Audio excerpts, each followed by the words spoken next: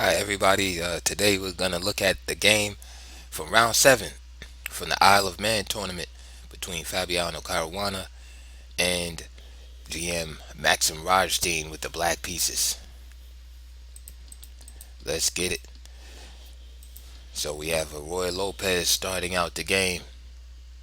Your grandfather's favorite opening. Berlin defense. Your father's favorite opening. D3. Avoiding the main line of the Berlin Wall, of course, which is definitely a uh, hard nut to crack these days. So you see a lot of different positions arising, similar to the Joko piano. All right, so D6 is played, just solid opening. Bishop C5 can be played, and then you get these lines with bishop takes C6, D takes C6, and you get similar pawn structure to the Berlin Wall, but with the queen still remaining on board. So for instance, castle right here, and you get a rich game. Bishop G4 can be played as this pawn is threatened. Note that before castling, knight takes E5. Then the old school queen D4 just wins right away due to the double threat. And those positions is analogous again to the Berlin Wall setup, except that the queens are still on the board, and also the Ruy Lopez exchange variation. What is that? This is Ruy Lopez exchange. When you're going for the main line A6, bishop takes C6 right away.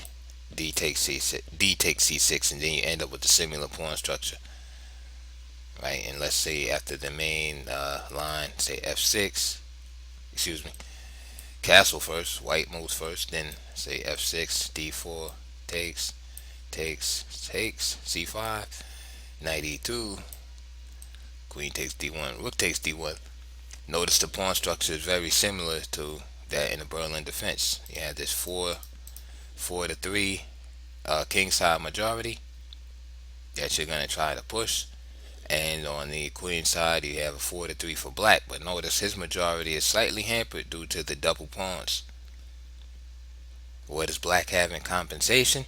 And the reason why it's considered an equal game for black, well, black has the two bishops, and then in absence of the queens, of course, it's much easier in this position for black to have compensation here.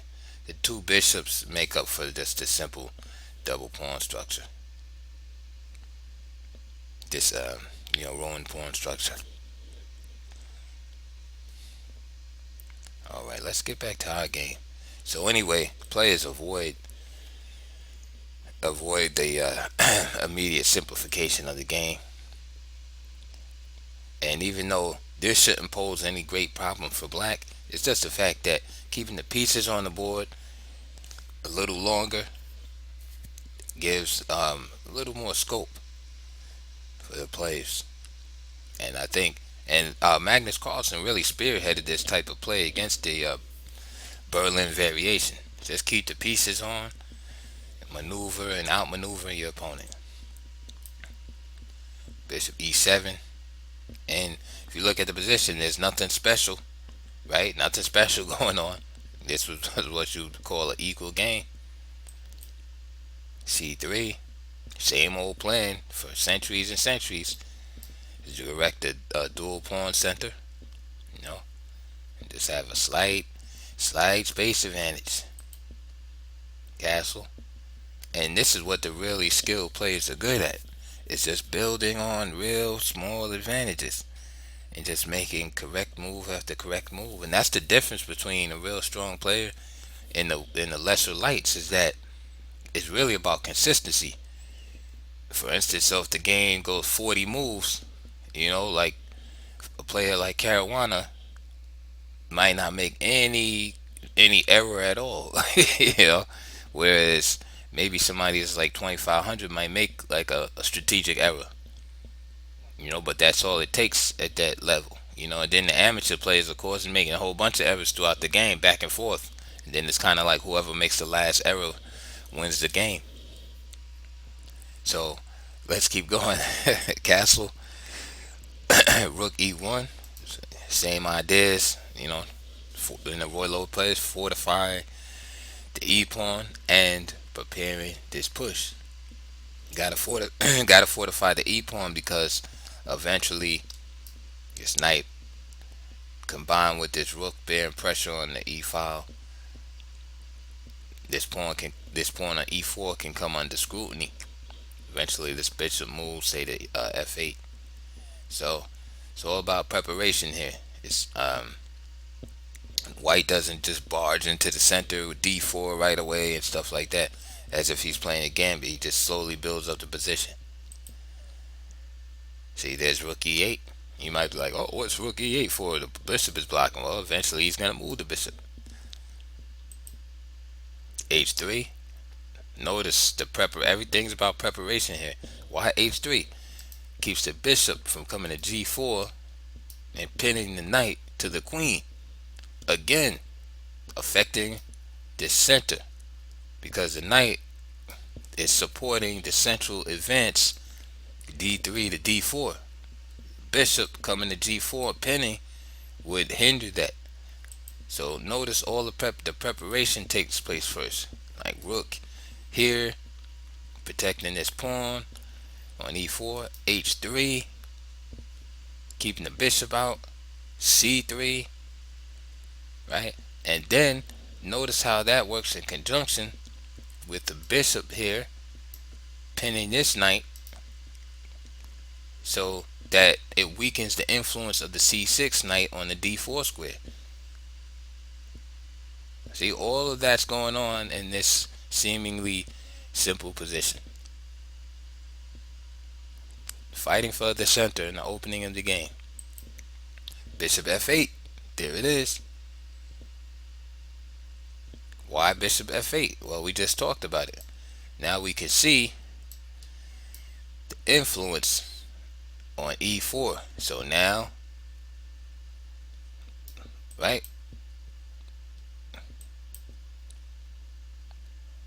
Just for illustrative purposes.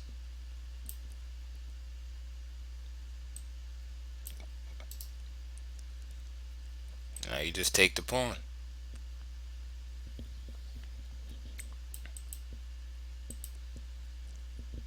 So after bishop F8, there's bishop G5.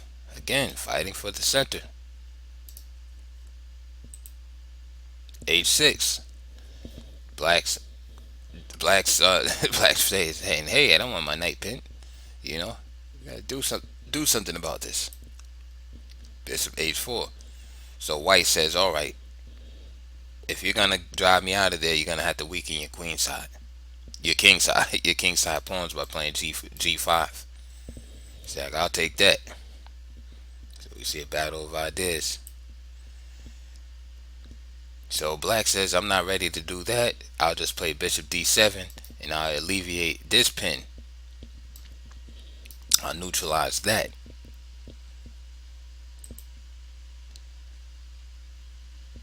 So knight BD2.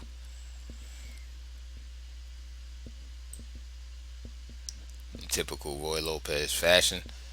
And those of us familiar with the Ruy Lopez, we know those typical plans where the knight ends up on a F1 and bounces here, and sometimes it goes here.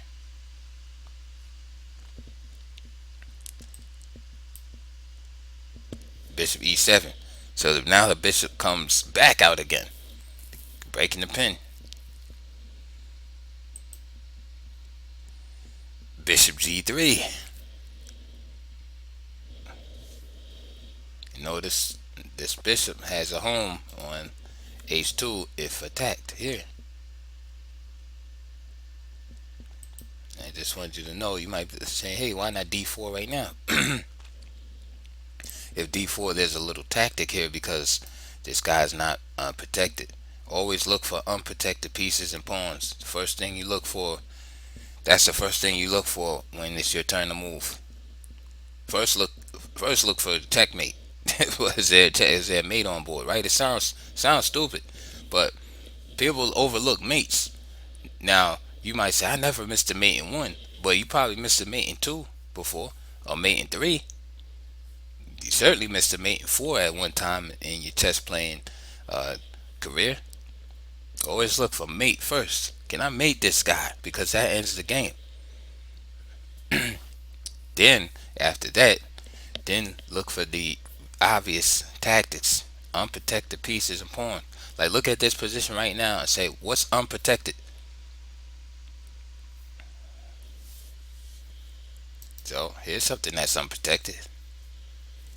And just ask yourself, how can I win that pawn? Can I attack that pawn somehow?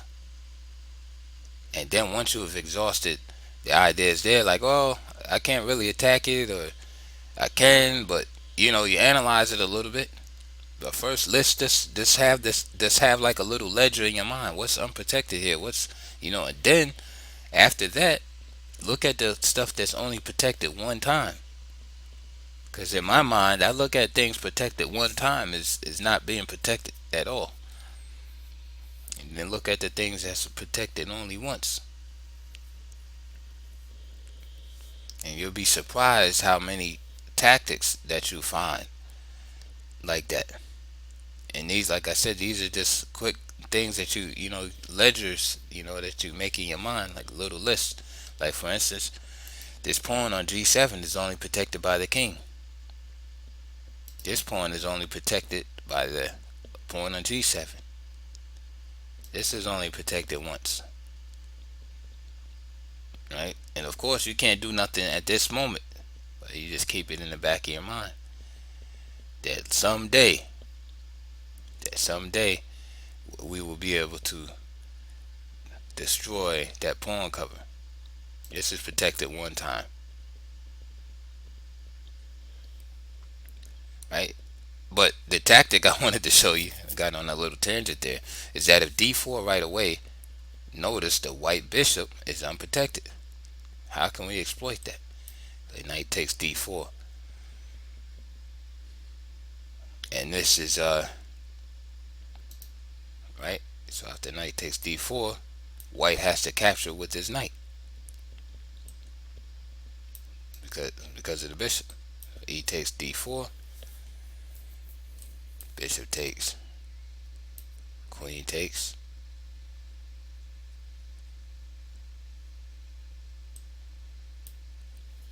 And c takes d4.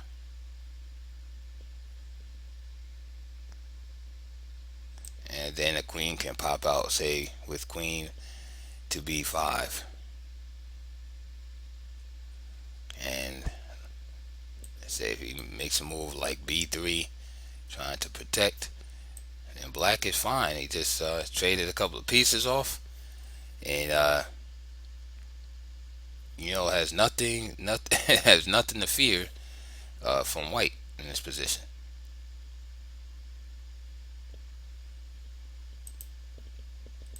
So that's why he hesitated on d4.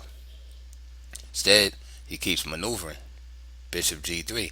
Now, I just want you all to know that the game is perfectly equal right now. There's no, white has no big advantage or anything. The only thing is he has a slight space advantage because he has his pawn on c3. But the space advantage is really in his own territory. So it's not even an advantage because it's on his own side of the board. But I guess I should be saying that white has more prospects of advancing in the center because he has his pawn on c3 and he has the potential to play d4. Whereas in contrast, black's knight is on c6 here, and this pawn is back here. But and he's less cramped. So I mean, these are like minuscule advantage right now for Caruana. Right, and that's like the typical advantage that you will get playing the white pieces. So that's why we can say that basically, that there's no advantage here for white. I mean, but if we wanted to be nitpicky, we could be like, yes, white has a slight advantage. Okay, so bishop g3, bishop f8. Basically, Rodshtein is like, okay, well, what are you gonna do? A4. So now here we see that, of course, Caruana doesn't want to draw. Rodshtein says, hey, what are you gonna do? So now he plays a4, which is kind of like, in this position, it's like a probing move, because the idea is simply to try to provoke black into playing moves that is going to slightly break down his position. So for instance, we see these pawns lined up there. That's the pawns are at the height of their powers right here. But if we stick this pawn on a6, then this pawn is going to become weak. This pawn link right here is going to become weak, because either the pawn's going to advance, leaving the light squares a little weak, or it's going to exchange, leaving a gap in the pawns, and then you have a pawn island develop.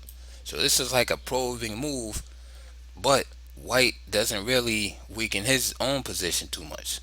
But the truth of the matter is that every pawn move does leave some kind of slight weakness, and in this case, it leaves this square weak. But the question is can black really exploit that? And that's like a judgment call, and that's where that experience comes in. Because both sides might have these weaknesses, but it's like, if you can't exploit it, then it's really not a weakness at all.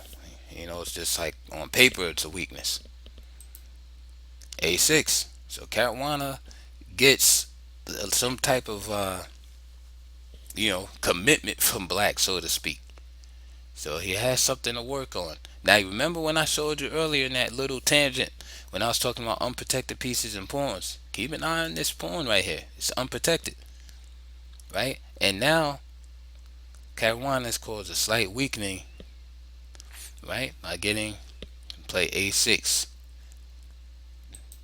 Okay, bishop goes to c4, right on this diagonal, right? No big deal, right? Bishop e6, just simply opposing the bishop, because black is cramped. Why not trade a couple of pieces? Bishop takes e6. Caruana obliges. Rook takes e6. Looks like we're heading for a draw here. It's d4, right? We've been talking about that move for a long time. And finally, it comes, and it comes with the threat. What's the threat? Fork.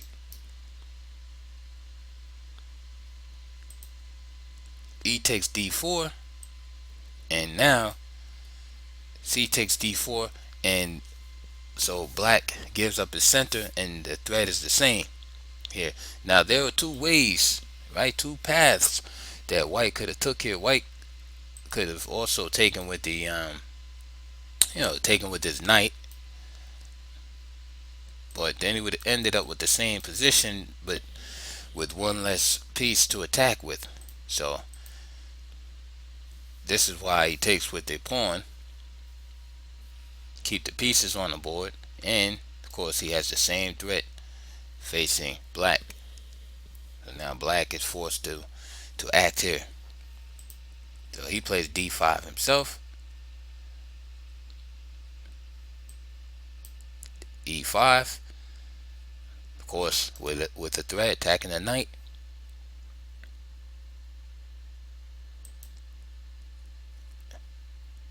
Okay, the knight goes to h7. Wow, that move is the beginning of a plan by Rodshtein to counter attack, and that's an interesting move. But it's probably it is interesting to, but I don't like how it ended up for him. But this move is playable, if not somewhat passive. here. But he played knight h7. So knight h7, knight b1. So now where's the knight going? Now we had spoke of earlier about this typical Ruy Lopez idea, coming here, here, and there, right? But this square has popped open, right? New employment opportunity has came up, so therefore this knight goes, gonna come here, gonna go to work.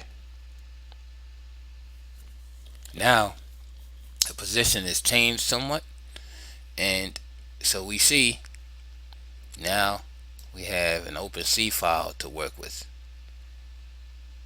What else?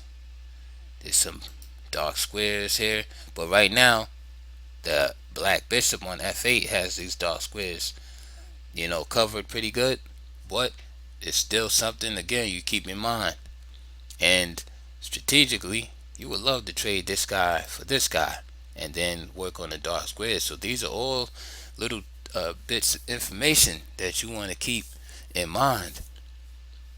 Again, looking at unprotected pieces and pawns, always keep these things in mind. And pawns protected by one piece, pieces protected by one piece. Just keep everything in mind. So let's keep moving. So after knight b1, knight g5. So trading pieces, and he takes with the pawn. Now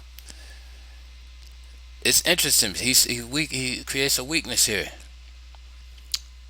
He could have took with the queen, but perhaps he was worried about maybe knight c3,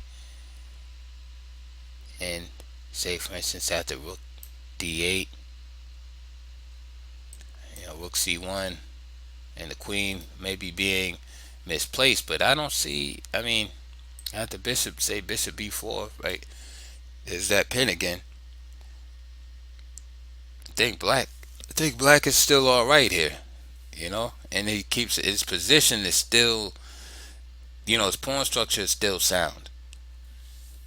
I think that's a little better, but maybe he felt that he had to strike out against Caruana here, try to create some more counterplay instead of maintaining just a rock solid position and then maybe slowly being squeezed. Maybe he just figured I need to lash out here. So h takes d5, knight c3, and notice just the little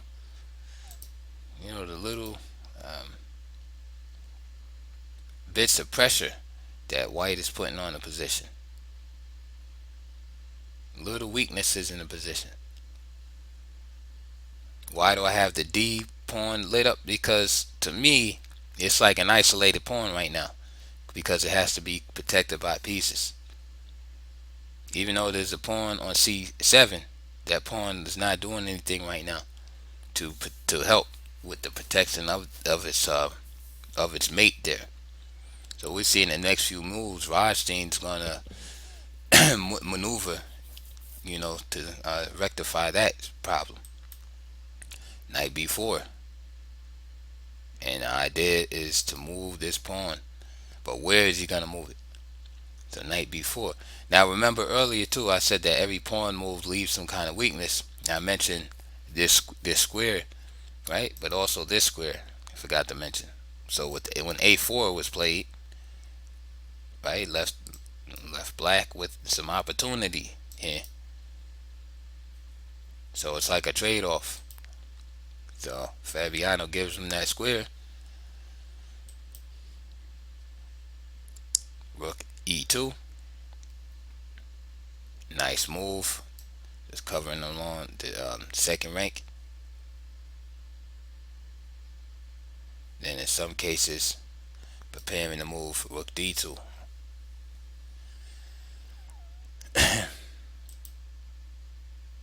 Rook to c8. Now why rook c8? Well, rooks need open files, and Rodshtein has the ambitious plan of not playing c6 and trying to maintain some type of solid position, but breaking open the position with the c5. a5.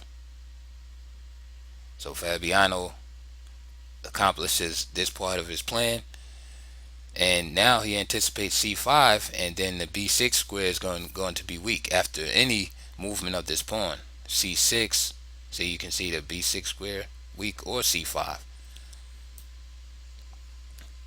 Another move that was possible is rook d2, which again just puts maximum pressure on this pawn, so that if c5, of course he wouldn't do it, but then you have d takes c5 here,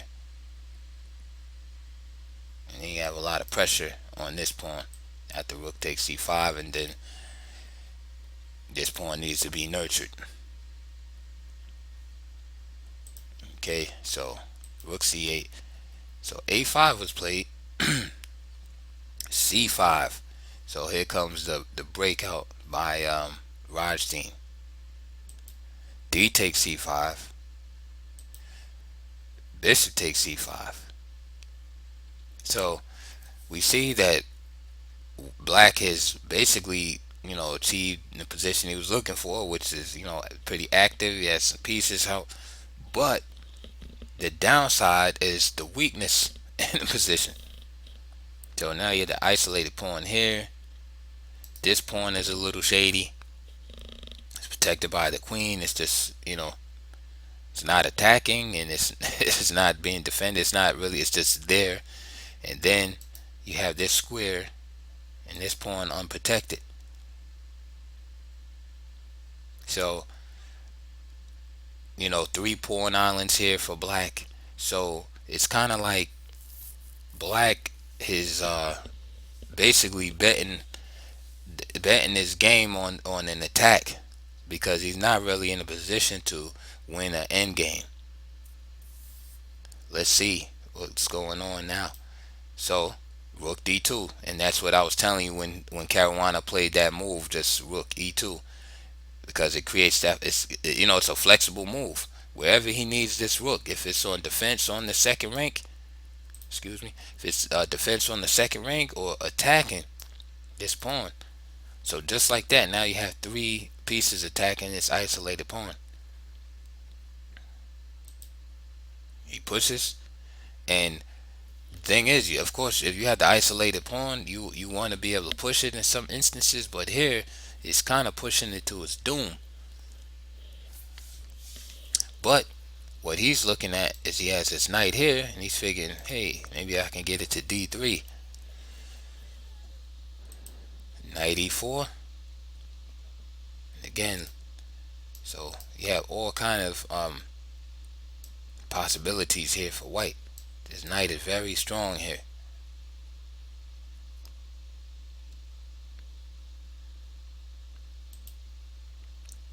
d3. And right now you have this annoying knight here supporting this pawn. So if we remove that knight on b4, we win the pawn. So again, let's take some time and let's look at the weaknesses in the position. I'm not going to call this pawn right now a weakness. It's up in the air, even though I really think it's a weakness. But this pawn here, this is the one I'm talking about on d3. I'm not going to call it a weakness, even though I think it's a weakness in my mind. But for instructive purposes, right now I'm not going to call it a weakness, because this knight is protecting it. So let's look at some of the other stuff in the position. This pawn is weak.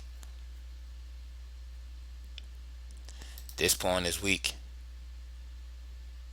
And you have this square that is weak. So right now, we would love to win this d pawn, but there's really no way to win it. However, we can attack this pawn on g5.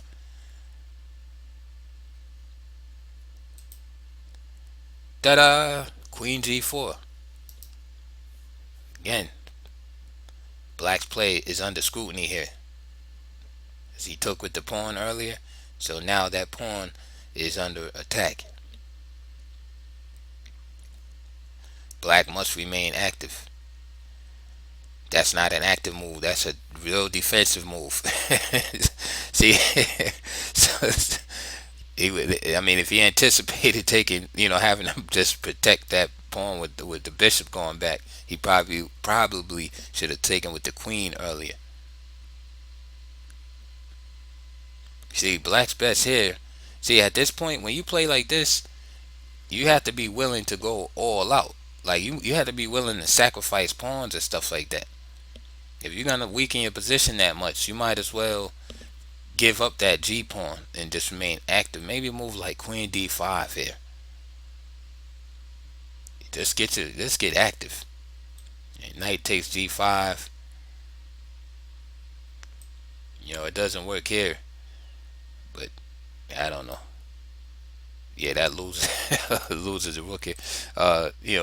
Here we go. Rook EC6, something like that. I'm not. Black is still busted, but it's just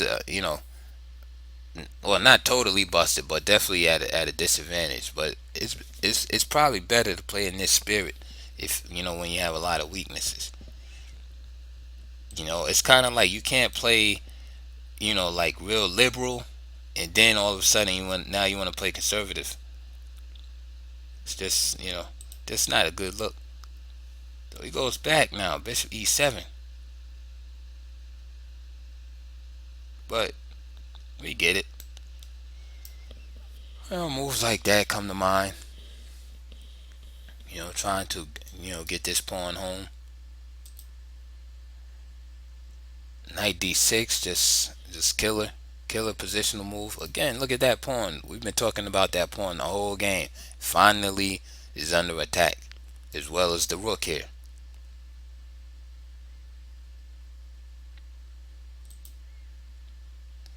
Bishop takes D6. Pawn takes D6. So interesting that each player now has a pawn on the opponent's third rank. Problem is though, is that in that exchange,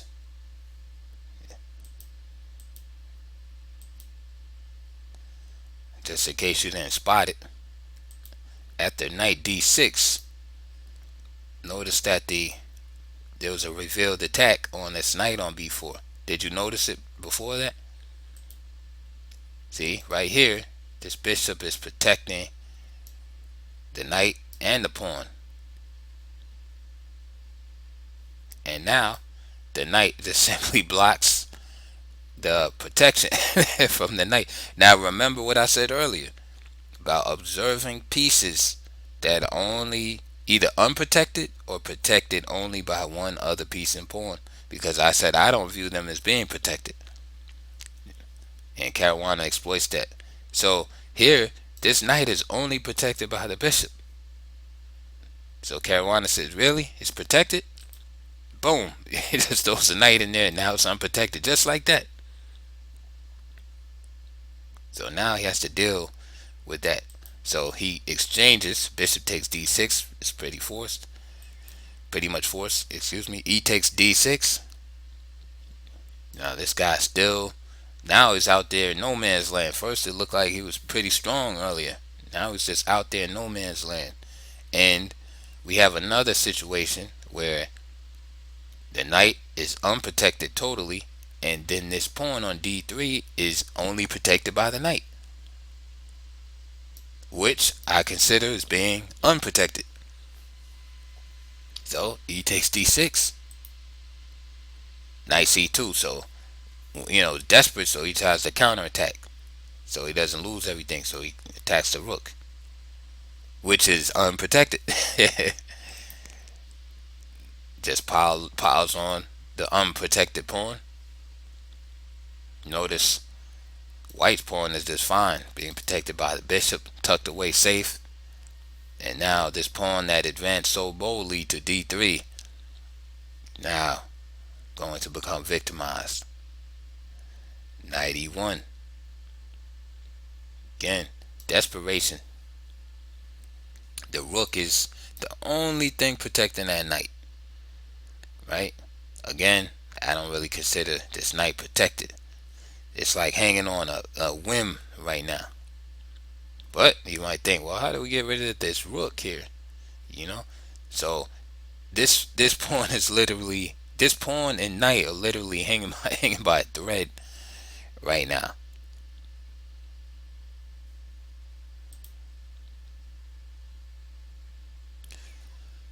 So queen a4 is played. So Caruana just simply continues on, with the improving his position. Now it's hard to see if there's any better move than queen a4 there. I mean, there's other things that come to mind. I'm trying to think. Maybe f4. Why do I like f4? Because it attacks this pawn. Real simple, simple type of move.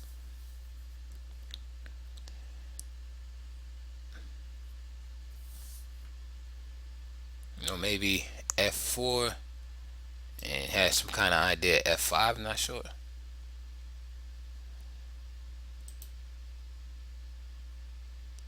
But he played the move queen a4,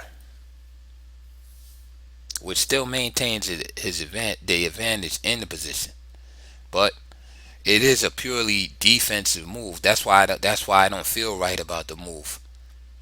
Why do I call it a defensive move? This pawn is hanging right here, and he just simply goes to protect it. And there's nothing wrong here because white already has a nice advantage, so he can afford to play a move like that in this position, and it's a reasonable move. But let's see. Let me just try to work this out of my mind. Let's see, f4, and then let's say if he just grabbed this pawn, which he probably wouldn't do, but right, and there's right, yeah. Then you just play that. So that's the idea. Okay, I got it. I didn't even notice that myself. At first, I was just looking at the idea of f4 and this pawn and then that pawn, but the bishop, it creates a double attack. So f4, now you have the rook and bishop attacking this pawn, and it's hard to see after that. So say the knight tries to get out of there, then this pawn will fall. And that's also good. So f4 is definitely good move there. Caruana decides on queen a4, b5. Again, just trying to break out. I would just take en passant. Yep, there it is. A takes b6. Queen takes b6. And now you got another pawn that needs nurturing and protection. d7. Nothing like freezing your opponent's pieces behind an isolated pawn. Rook d8. Because the rook can't be active if he's right there. And it's the same thing with white's rooks. White's rooks are tied up right now.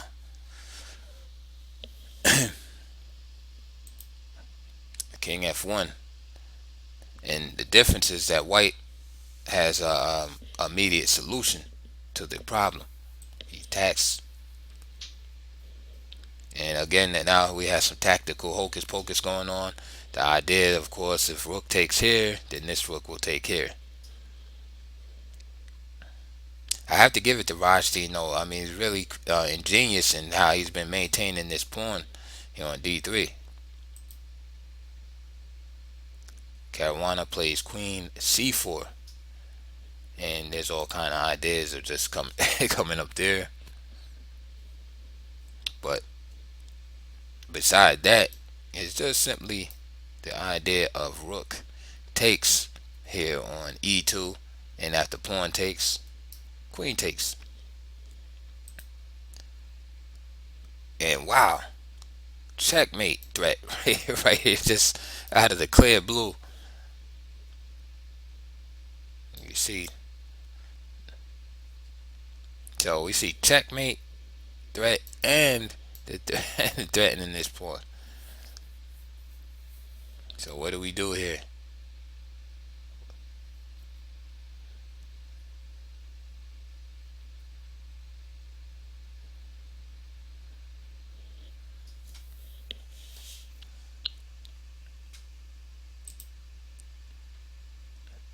Rook takes e2.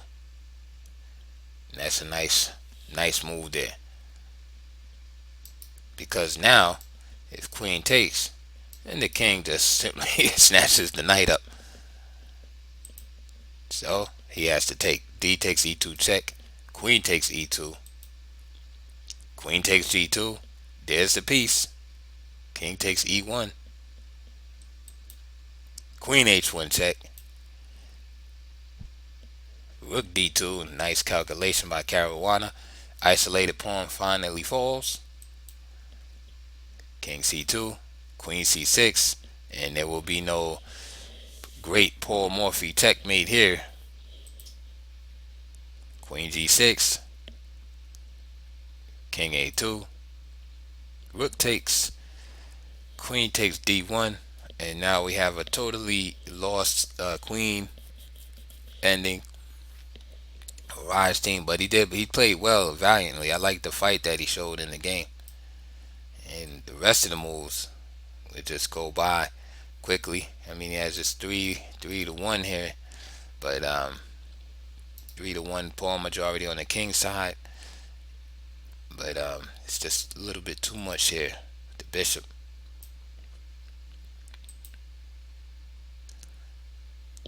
So he wins his pawn back. And basically, black is just looking for perpetual here. Caruana threatens mate.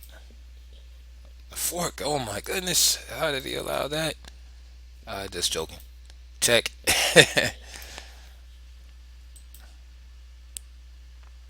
Bishop c3. The game rambled on for a little while here. Queen c5. Check. Of course, Caruana wants to trade queens. Attacks the pawn. There's a nice little discovered tactic right here.